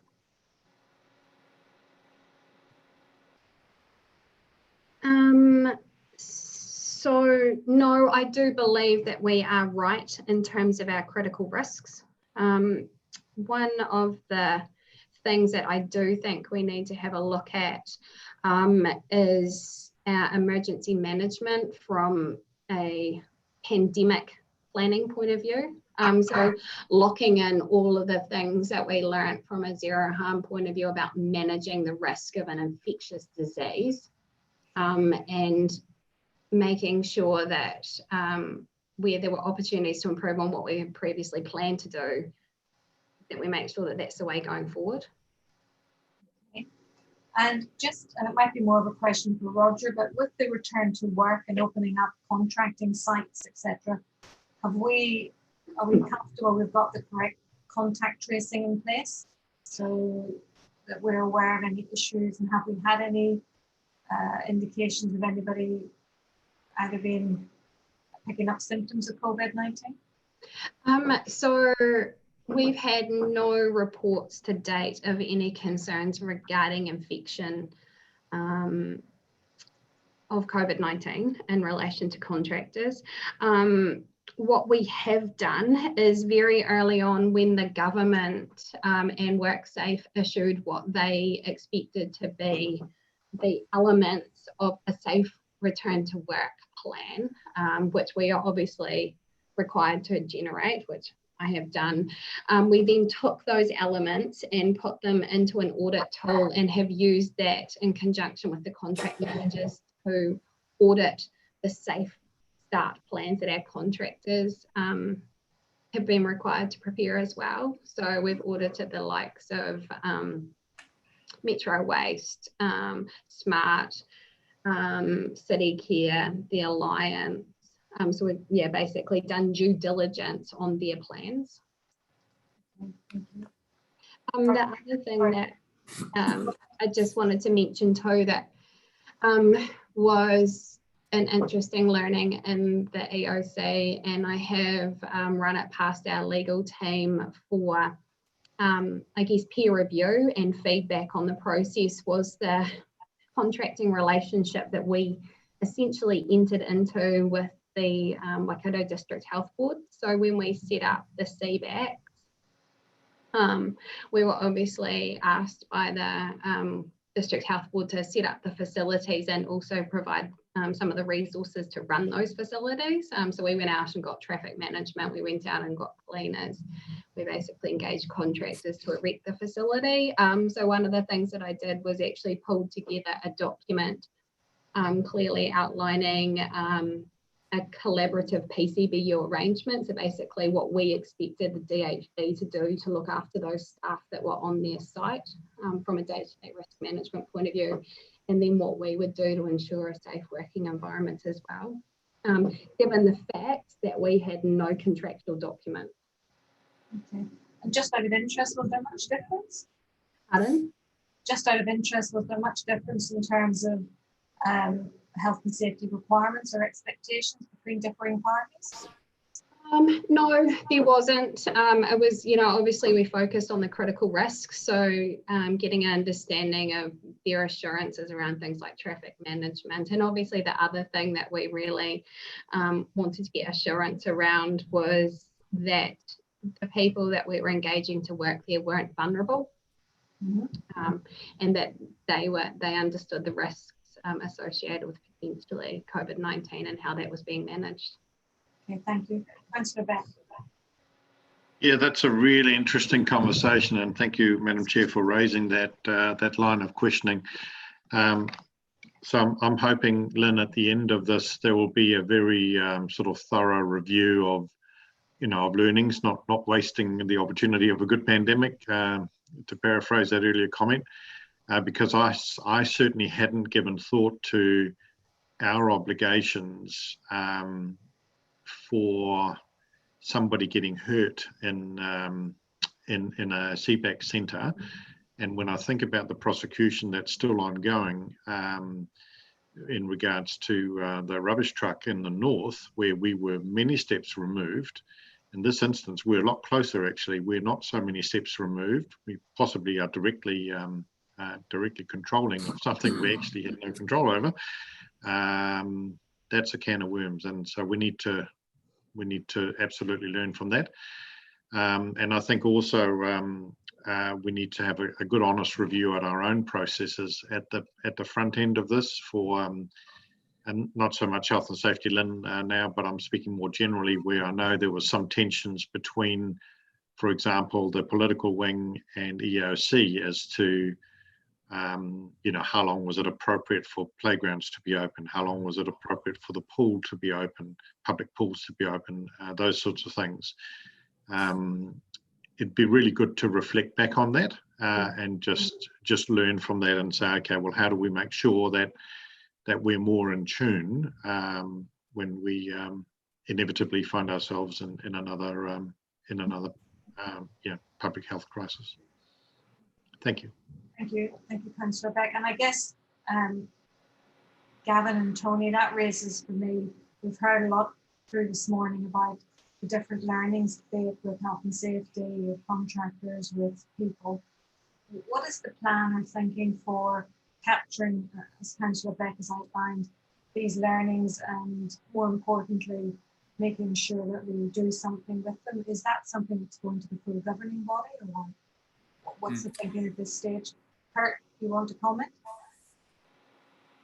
Yes, so through Madam Chair, we've been capturing those along the way through every transition between levels. And just this morning, we undertook another one because now we're obviously planning for the level 1 and the more sustainability of the new normal, whatever that is. So a bit of a thorough, you know, what worked well, outstanding issues, etc., etc. So that's ongoing. Lynn was as part of that session this morning as well. Starting high level, and we will continue to build upon that as through the planning. But yeah, like you said, it's our pure focus and direction from ELT to the recovery team has been to maintain the gains that we've made throughout this event, and we did capture a lot of, and have captured across the business a lot of information. Also identified this morning is around asking others, so that's that customer insight, staff insight into all of their learnings as well. So it's a bit of a broader piece that we're about to undertake, so not just from the team and or management or ELT perspective, but actually all the staff and customer, so the broader insight, so that we can design a robust and sustainable new normal. So Kurt, just if I may, Madam Chair, so we did through one of the staff surveys pick up some of that information directly from staff around what had worked well, what they think we should have done differently. So we've got that information feeding into this process as well. Great. So, and that's all, so that's coming through into some form of report that's going to go to the governing body. Is that what I understand, or coming back to this committee, or? So yeah, for right now, we're doing it for planning purposes for the move to level 1. But yeah, all of that absolutely can be pulled together for the reason why we've enacted a whole lot of different things, because it is still being used. We're not out of it yet. But yeah, at that point, yeah, we've got it all there to do that reflection piece on. Thank you. So Madam Chair, if I may just, and you may not want to deal with this right now, but there's two things I wanted to just come back to around from the KPMG report, and I wanted to talk to the committee about it under the zero harm issue. Yeah, well, will you park that for just 1 second, and then Councillor Beck, I think you wanted to comment on the learnings report, if I can call it that. Yes, that's right, and I'm in danger, Madam Chair, of just speaking as things have popped into my mind now, which is always a dangerous place to be. But it occurs to me, just as we had some tension going into lockdown, some tensions between, let's say, EOC and political wing in terms of, you know, where we should be at. So it occurs to me that we may have some tensions as we come out, and perhaps I'll just direct staff's attention to that if you've not already thoroughly discussed that. And specifically what I mean is I foresee, you know, some delay beyond what the public expects in coming to level 1. We're already seeing that now. The country has effectively moved to level 1, but government hasn't. And if we do get an announcement of moving to one, but delayed by some days, or not being considered for another week and then some days away from that, I hadn't thought about it before, but I'm just now starting to think what implications there may be for us as an extension of government, as Alison talked about earlier, as a controller of public spaces, where maybe playgrounds, for example, where people are working on in anticipation of level 1 rules whilst we're still under level 2. And what do we do with that? Do we police it, or do we just sort of look the other way? Not sure what our obligations are, not sure what our stance is. So, but I see that actually as right now and for the next week, 10 days, could be a significant point of tension for us. Okay. I think it's a valid point to just say as we move our way through some of these things. Kurt, did you want to comment on that, or? Yes, so it's the same sort of approach, I guess, through all of the levels. Key expectation setting, communication, particularly with governance on the constraints, the whys. There is always a lead in time to transition and change. Big change for the business coming through to level 1 really is everything's open. It would just be in that events space and the bookings and the halls, those sort of areas. So that's where the difference will be for level 1. Otherwise, as you say, most things are back to normal for us. And just maybe to finish, as I remember, in Kat's report, there was a capture of some of the learnings from previous levels. But what we've done this morning is the move to level 2 has brought a whole lot more. So, and we'll continue to do those. And some of the wins that we have picked up is around that communication to Councillor Becker's, keeping governance, etc., in the loop on what is going, what's the expectations with the levels as we move. So we'll definitely be continuing to do that with this transition to level 1. Thank you. Thanks. And Gavin, then can we just close out on the KPMG piece, please? Okay, so Madam Chair, one of my intentions during all this spare time I was going to have in the lockdown was that I would focus and do some work around the KPMG report. Well, that never happened. But there are 2 bits that I am working on at the moment. The first bit is around the fact that we don't actually have a clear direction around who's looking after the safety critical risks from a governance perspective. So one of the things I wanted to just test with the committee, it seems logical to me, without having checked with the Mayor and Council, but that this would also sit under the Audit and Risk Committee in terms of that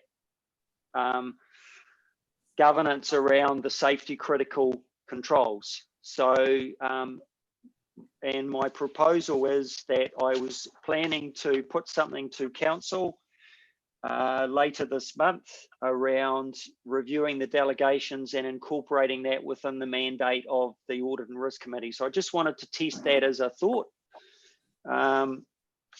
So happy for any feedback on that, or do you want me to talk about the other one as well while I'm doing that?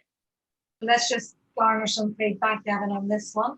I guess my first question to you is what are the alternatives? So if it doesn't go to this committee, where else would that particular aspect go? It would go to the council. Okay. So the recommendation from KPMG was that we review this, and they didn't put it in as many words, but suggested that it was the same as the Audit and Risk Committee has responsibility over strategic risks as well. So. Okay. Committee members? I think you're a general agreement, Gavin? Yep. Okay. All right. So you'll update. You'll come back with an updated terms of reference. Yep. The second one was around the dashboards that we provide, not only to you as from the governance perspective, but also to the executive leadership team for their daily, not daily, their weekly review as well. So I think there's some good stuff that we are providing updates on, but there's also some other ideas that I would like to sort of test out. So that's work in progress. I need to test that with Lynn. It's all very well for me to come up with suggestions about what we should be monitoring, but it's whether we are actually have that information, or if not, how can we collect that information to make it meaningful. So that's another piece of work that I am doing some work on as well, Madam Chair. So just thought I'd make you aware of that as well. Okay. And Gavin, I think it's always good to look at those dashboards, and particularly the environment changes and the horizon changes. So some of the things we may need to look at is particularly that emphasis on the health, safety and well-being aspect. Yep. Thank you. Okay. Lynn, any further comments from you? No, I fully support, Madam Chair, both of the points that Gavin's raised. One thing I would like to do though is obviously I'll flick him through our critical risk standard. So just so that he can sort of think about how we document in our safety management system the role that we expect audit and risk to be playing from a governance point of view. So we understand, like, yeah, when the critical risks come to audit and risk, what that actually looks like from a governance point of view. I think that would be helpful. Thank you. Okay. Any other questions on health and safety? We've traversed quite a wide avenue of topics in that health and safety. If not, moving on then to the Audit New Zealand annual audit proposal. Tony, are you working through to this, or is it Alison? I'm happy for Alison to speak to it. She wrote this or provided this. If she's still there. It's basically, I think it's basically a statement of fact, is it not, Alison? Yeah. Yes, it is a statement of fact. So unless Clarence wants to talk to it, I think it's pretty clear. So the Office of the Auditor General has signalled increases of 1.5% on the fees from last year's audit, probably worth noting. And just that's within the realms of having an efficient audit. So we will need to be very clear with how we proceed and making sure that we don't frustrate the process. And similarly, that if we are feeling frustrated at our end, that we raise that very quickly so that it can be remediated before it turns into a cost overrun. Clarence, anything from you? Yes, Madam Chair. I think what I'll start off by saying, in the audit proposal letter, you'll see that we've adjusted some of the actual hours compared to the 2019. 2019, I believe, was quite a difficult year.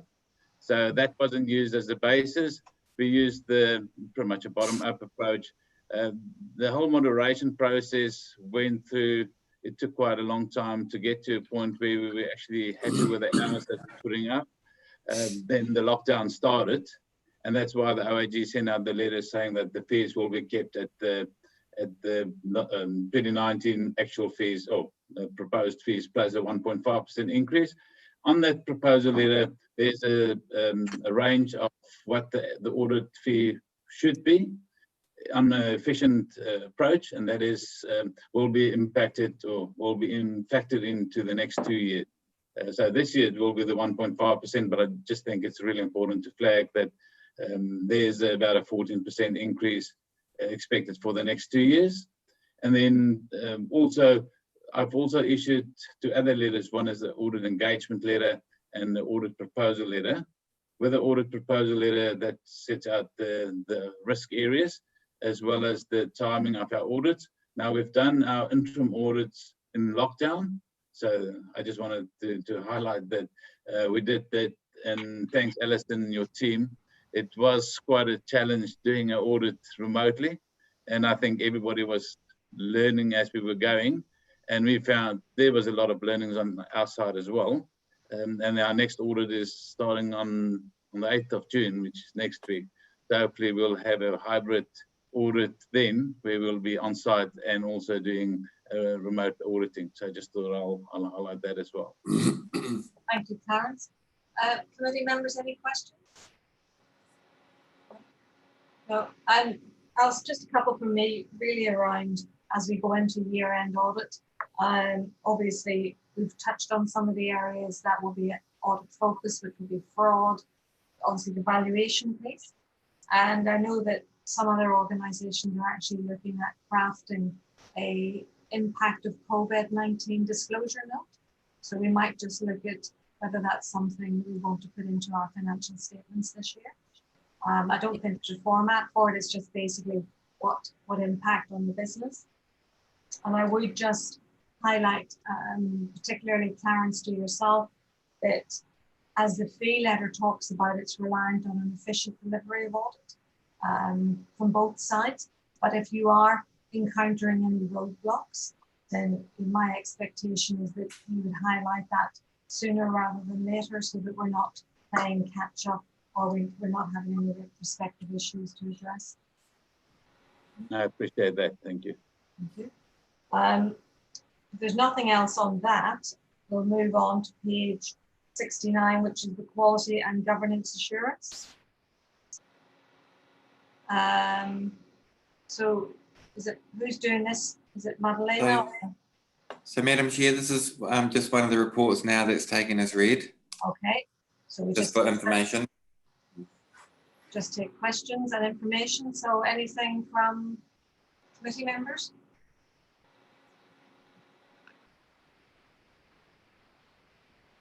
Tony, just from, sorry, Councillor Beck, carry on. Yep, thank you. Yes, just picking up on the table 2, page 71. Alison, just could you repeat your earlier assurance that we appear to be on track to strike our rates at the 1 July time? Just to reiterate, so if our annual plan numbers come back and they're such that they don't trigger us needing to consult with our communities, then yes, we will be in a position to strike on the 1st of July. If something comes out through this review that we think warrants, in accordance with Council's decision, to actually go out and consult, then that may be delayed and we will use the alternate rate setting process until such time we actually strike the rates based on the annual plan. It's very good fence sitting. Yeah, that was a beautiful answer. Conscious of the little live on YouTube symbol up in my top left. So if I may ask a different way, I'm slightly surprised at that on table 2, that first one about our right to strike process lacking detail, given that this is, I can't think of anything that's more core business than this. Council striking rates surely is at the heart of what council does. But am I reading this right to say that that whatever deficiencies were there as part of the auditor's findings, that they'll be corrected as part of the current round?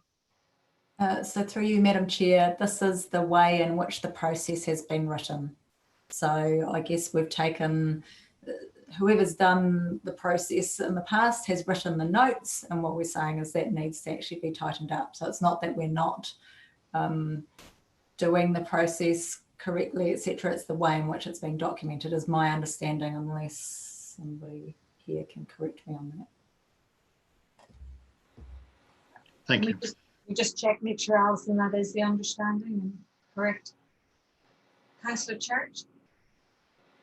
Thank you, through Madam Chair. Yeah, thanks for that clarification, Alison. I have complete confidence in you and your department on that, on those things, for sure. So just on page, just following on those tables, I found them really helpful. So on page 72 at the bottom, that table 2, work in progress, and we've discussed a lot around, you know, deliverables and obviously, you know, best bang for buck for our ratepayers. But, you know, here's one for contract management and procurement. But I guess one of the things I'd flag is those were brought up as work in progress from July 16. And from what I understand, we've written in terms of our comment, we're only just finishing, you know, procurement contract roadmap piece of work. And in the, you know, in the contract management, parts are still not working, and it's still working with some, you know, IM to test the contract management. So I guess I'm concerned because I guess we've talked about our capacity, not just in a lot of our deliverables for many years being behind time, and the capacity with shovel ready, blueprinting, etc. going forward. That's identified problems for the last 5 years have been banging on about. But here I'm just worried about, is there a systemic problem in terms of processes as well? Or is it so complex that it takes 4 years? So through you, Madam Chair, one of the challenges I guess we've had in the contract management space is that when we first started looking at this, we did not have the roading alliance doing as much work as they were, if they were even, I'm not sure they were in place in July, well, they must have been in place, yes, sorry. But we didn't have the waters relationship with Watercare. So there were some big contracts coming up on the horizon that potentially reduced the urgency, if you like, for the contract management system. So the pool of the really complex stuff was shrinking. So I guess from a funding perspective and a resourcing perspective, that wasn't our number one thing to get right. It was all of the hygiene factor stuff, which is what we focused on initially. And we brought a number of papers through to the Audit and Risk Committee documenting how we were working through those hygiene factors. Since then, you'll be aware that we also went through a bit of a structure change at council, and through that brought on a brand new team to focus on that contract management excellence. That has required us to work closely between procurement and contracts and partnering to sort of understand what the requirements are and make sure that what we do well, and we do it once. So that's where we're at. I guess the COVID-19 situation has highlighted that actually that has been a gap. Without that system there, that has actually highlighted a gap for us, and that's one that we'd like to fill sooner rather than later now. Yeah, I guess I have, I guess there's a before and after. It's not, I don't think of this as a systemic problem with COVID. I see that, your existing regime and operational have been looking at these things.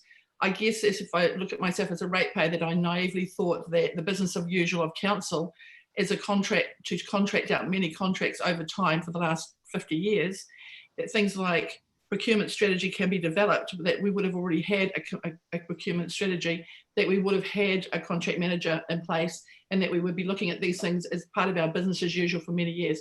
So I know they worked on, and I know we've got a long way to go, so it's positive and I'm excited about these things, but I'm still flagging, I guess, this is things that I perceive as being business as usual for an organisation like council, our fundamental rocks, that how we negotiate, where we negotiate, how we asset manage, which again, we're still only just working on and developing to our full understanding now.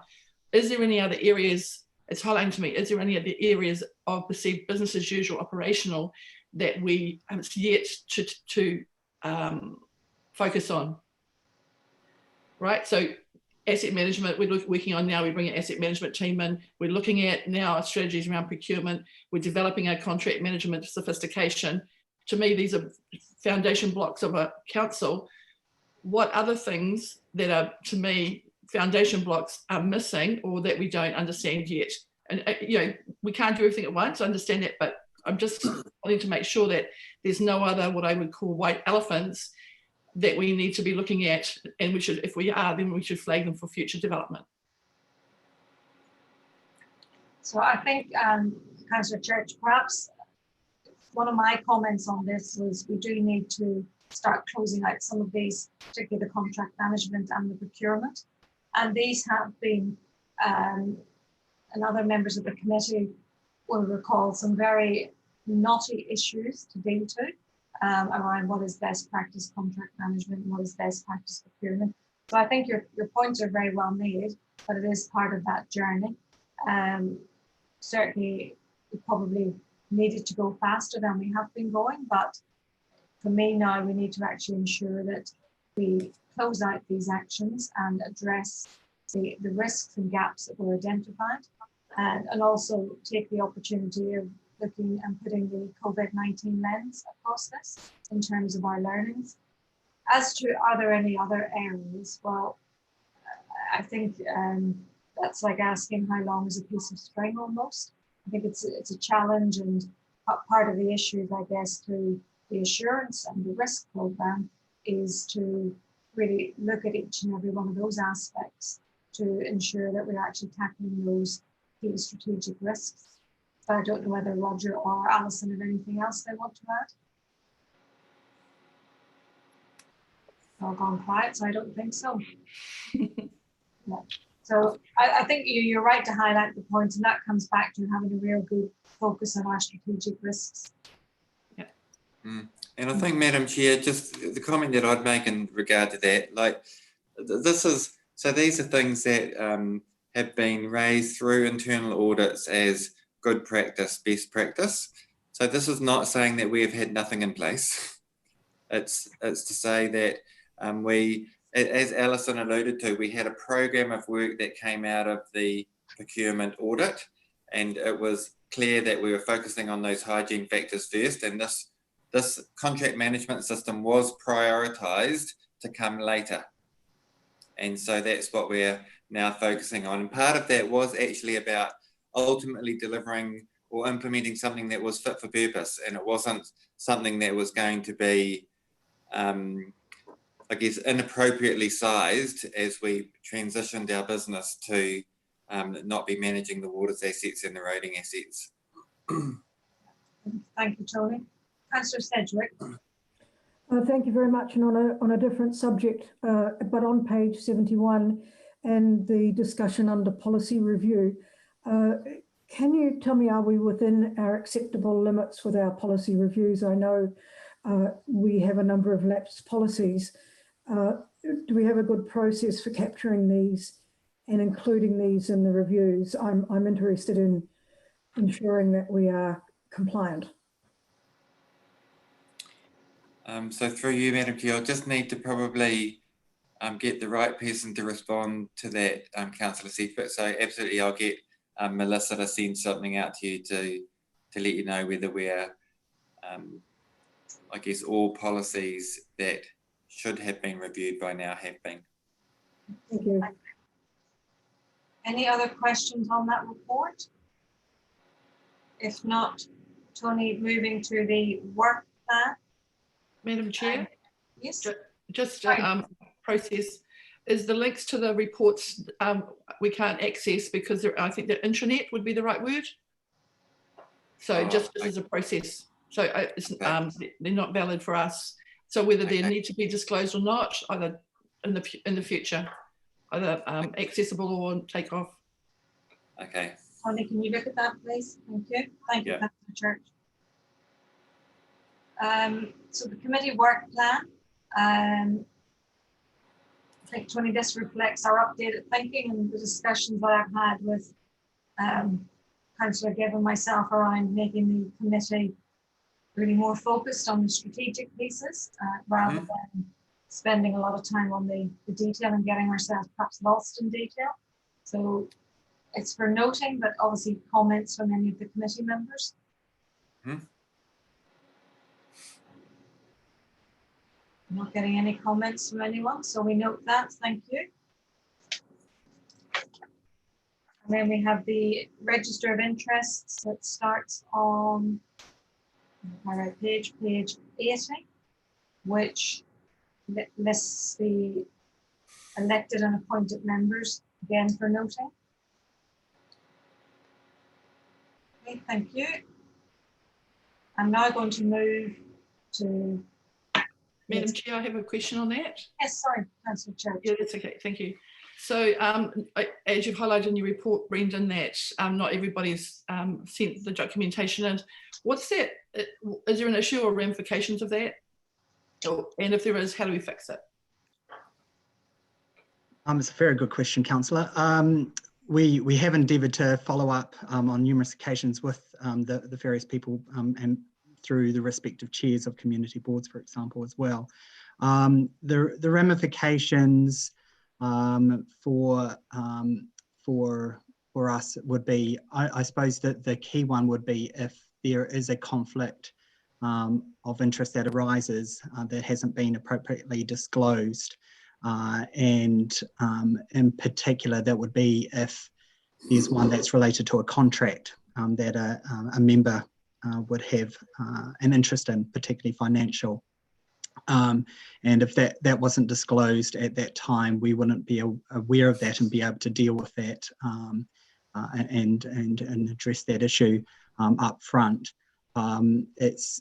Though the obligation remains on the members to do that, we can't compel a member to complete the declaration. So we are trying to endeavour to follow up as much as possible. I think the risk is probably low in the sense that the majority of people who haven't completed are at that community board and community committee level, where the links to contracts with council are or with the relevant body that they sit on is likely to be minimal compared to a councillor or the mayor, where a link to a contract with council would have more significant implications. I'm not sure if that addresses your question.